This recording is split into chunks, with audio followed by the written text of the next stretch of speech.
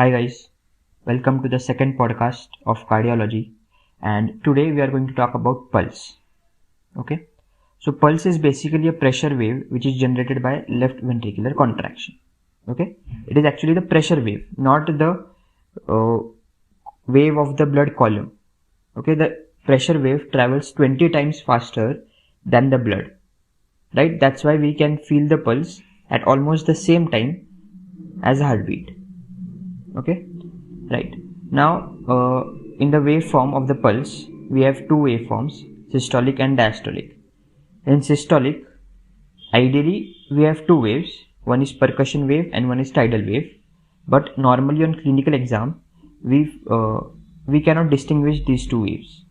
So in systolic there is percussion wave which is prominently due to the pressure wave generated by left ventricle, and tidal wave is due to the volume, okay, the volume of blood, right? And diastolic, in diastolic we have dicrotic wave, right? Now in between the pressure wave and tidal wave we have a notch called anacrotic notch. So anacrotic notch is present between the percussion wave and the tidal wave, right? And this notch is because that the prominent wave is coming first, right? Then there is some time lag after which the tidal wave appears. So between these two waves there is a notch which is anacrotic notch. So this happens in systolic before the S2. Okay, diacrotic notch almost exactly corresponds to S2. Okay, so diacrotic notch corresponds to S2, and after S2 there is diacrotic wave. Okay, and diacrotic notch is also called incisura. Okay, and as we move away, like if we examine this in carotid, it will be much better than the character and the contour of the pulse, which will be much better felt than if we examine it in a peripheral artery like radial or femoral, right? So the closer to the heart we examine, the better the waveform we can appreciate, right? So in clinical examination we mainly check for peripheral and central pulses. So peripheral pulse is routinely checked at subclavian, brachial, radial, ulnar arteries, and then femoral, popliteal, dorsalis pedis, and posterior tibial. So in these arteries we should routinely check the peripheral pulses, and if there are some signs suggestive of temporal arteritis, then we should also check for temporal pulses, right? And in central we should mainly examine for carotid. But remember this, that never examine carotid before auscultating the bruit.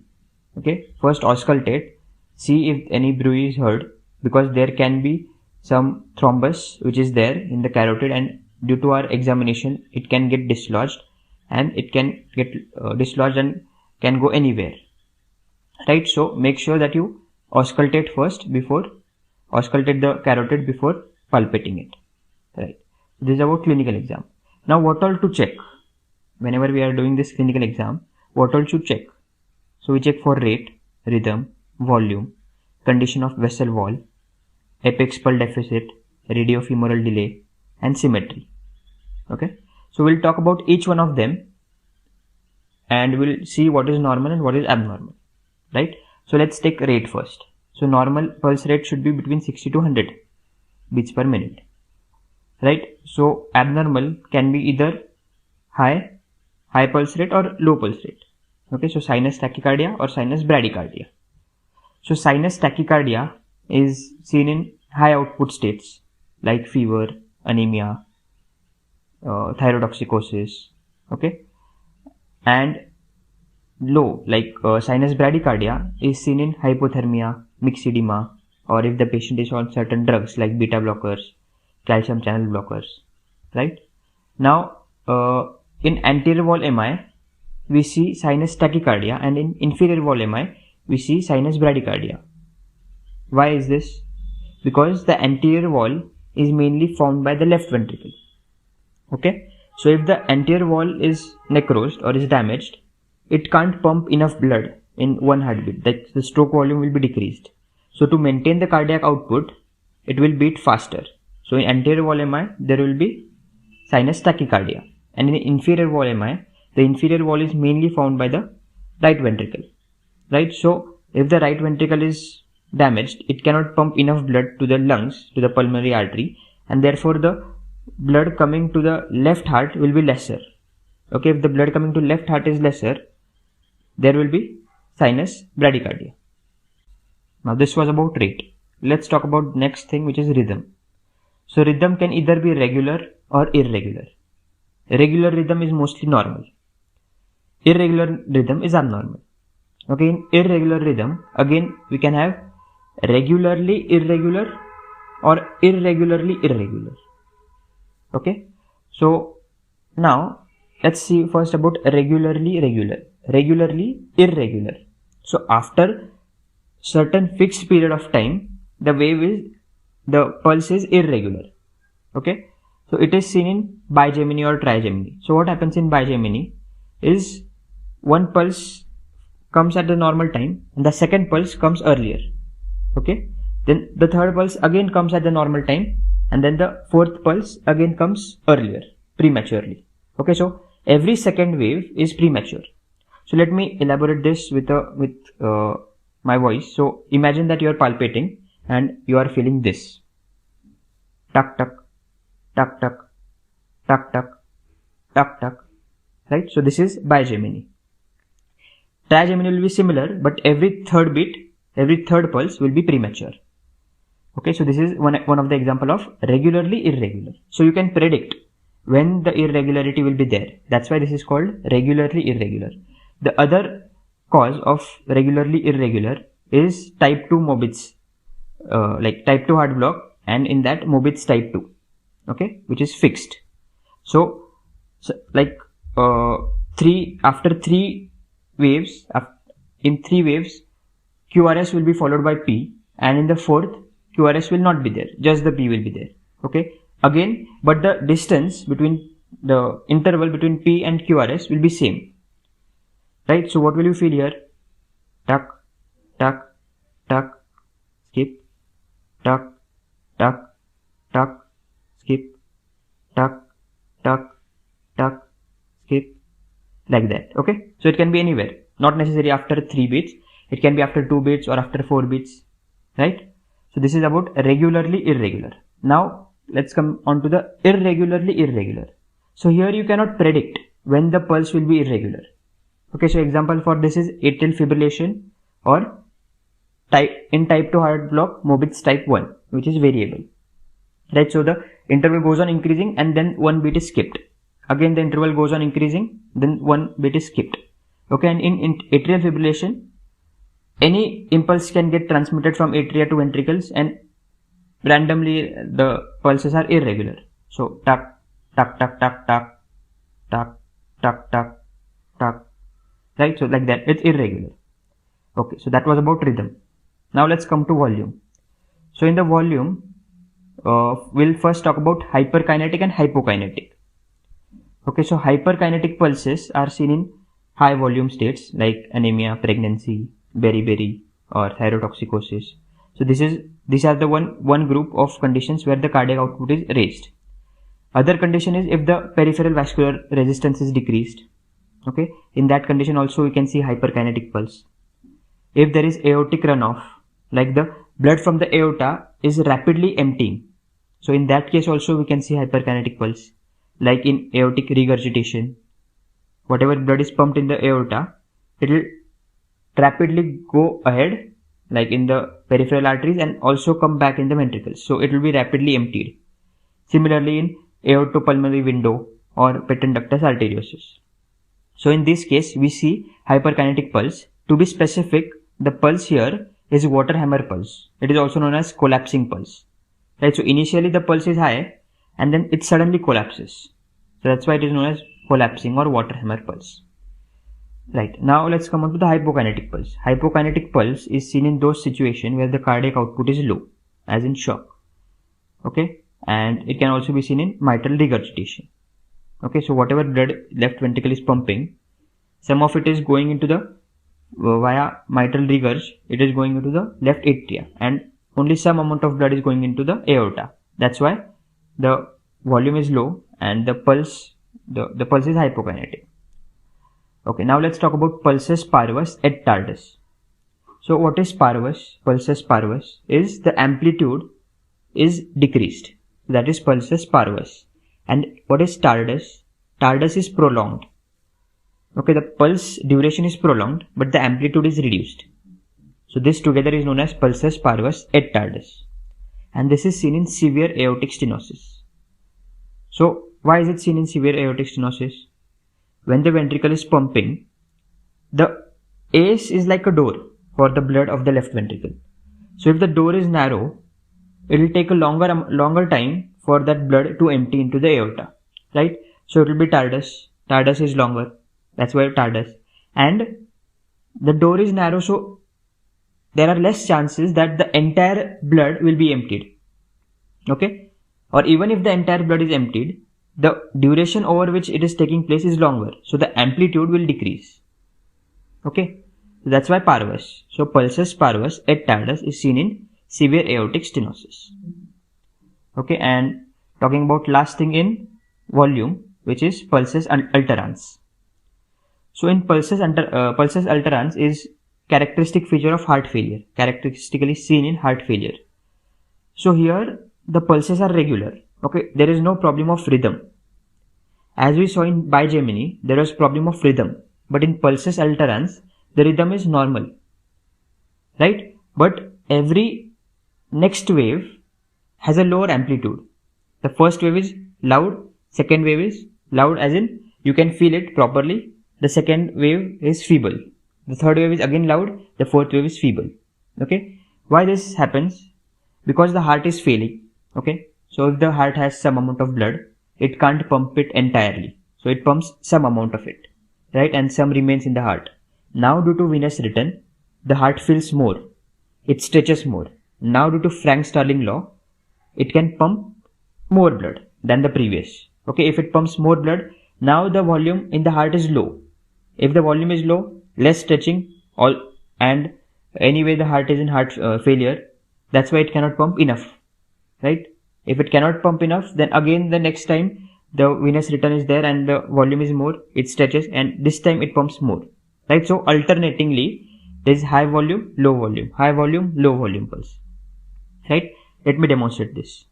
Tuck, tuck, tuck, tuck, tuck, tuck, tuck, tuck, tuck, tuck, tuck, tuck, right? So the amplitude is varying.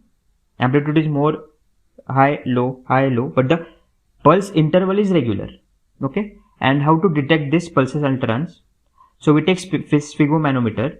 Okay. We increase the pressure, right? And then we start to decrease the pressure. Then we try to feel the pulse. Okay. At one point, we can start feeling the pulse, but we can feel only the alternate pulses because the low volume pulse cannot be transmitted because of the pressure of sphygmomanometer. So at that time, we will hear only tuck, skip, tuck, skip, tuck, skip, tuck, skip, like this.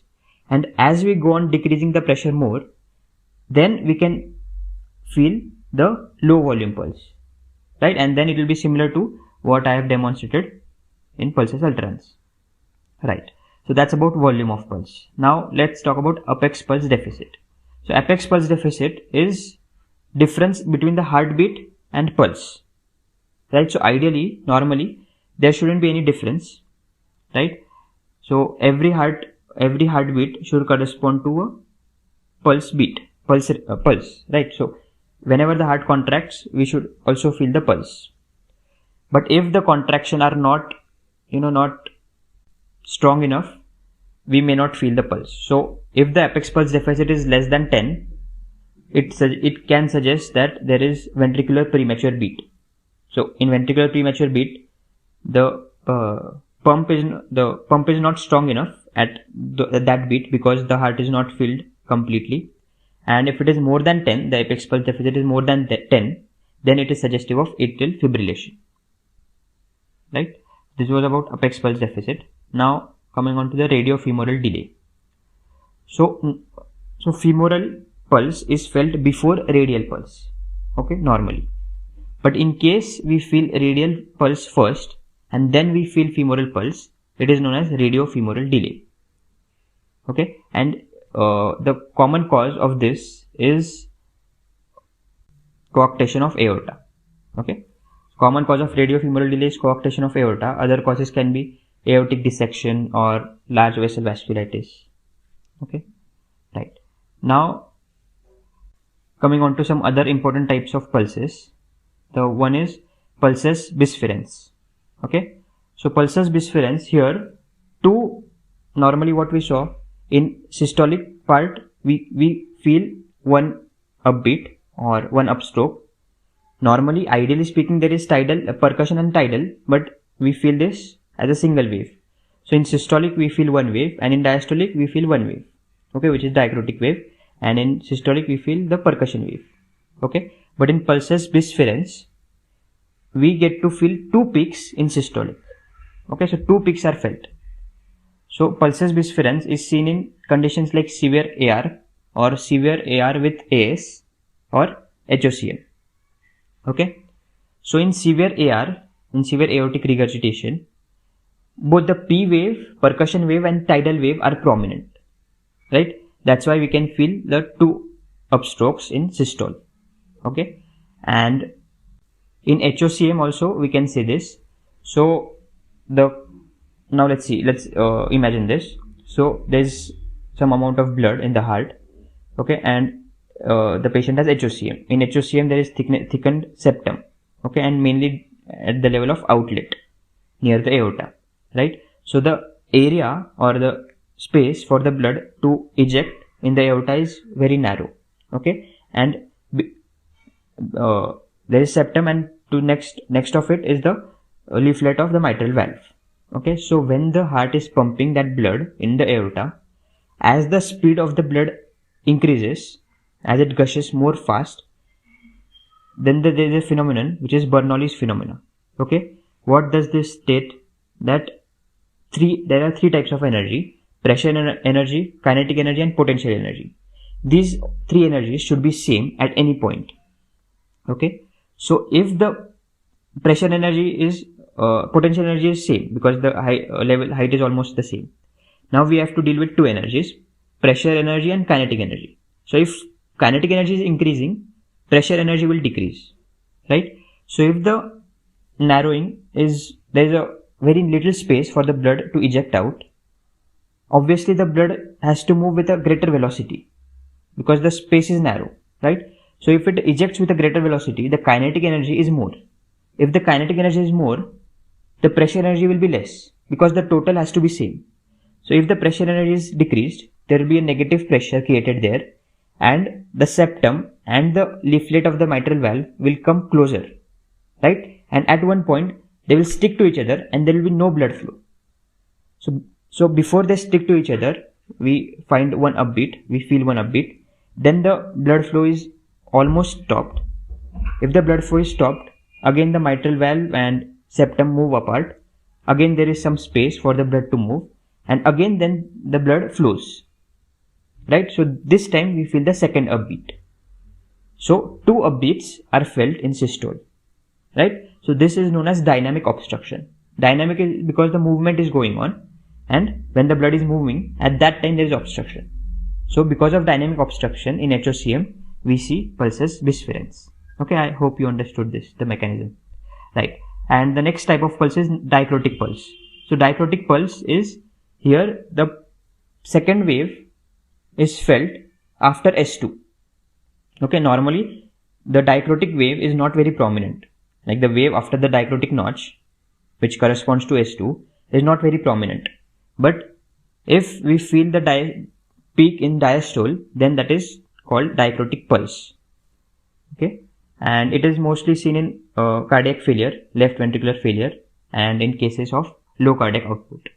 Okay, now coming on to the almost the last topic, which is pulsus paradoxus. Okay, it is itself a paradox, so it's not about pulse, okay, and it's not a paradox, so it's about BP. Normally during inspiration and expiration, the difference in blood pressure, it should be less than 10 mm of Hg.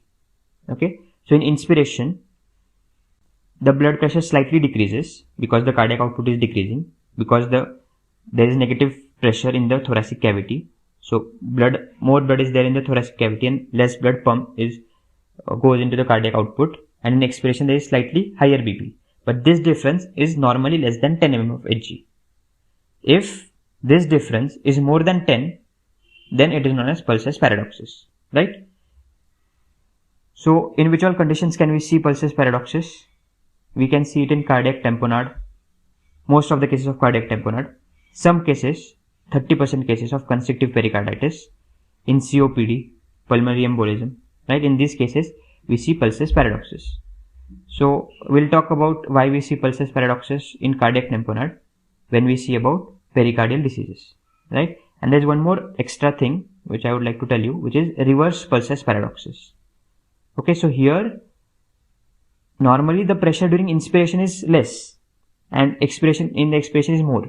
In reverse pulsus paradoxus, the pressure during inspiration is more, the BP during inspiration is more than expiration. Okay, and this is commonly seen in HOCM, right? Why is it seen in HOCM? So see, in inspiration, the amount of blood coming in the left heart is lesser, right? So heart can, even if the heart has HOCM, it has to pump out less blood. So it can pump it in one beat, right? Because it's only the amount of blood is less. So all the volume can go in the aorta in one beat, right? But if it is expiration, the amount of blood in the left ventricle is more. So when it starts contracting, blood flow will increase, then there will be dynamic obstruction, then the blood flow will decrease, again the obstruction will open up, and again the remaining blood flow will flow out. So because of this, the pressure will decrease. So during inspiration, the pressure is higher, and during expiration, the pressure is lower. Okay, this is reverse pulsus paradoxus, right? So that's all about pulse. I hope you liked it. Chalo. Keep studying and enjoy. Bye-bye.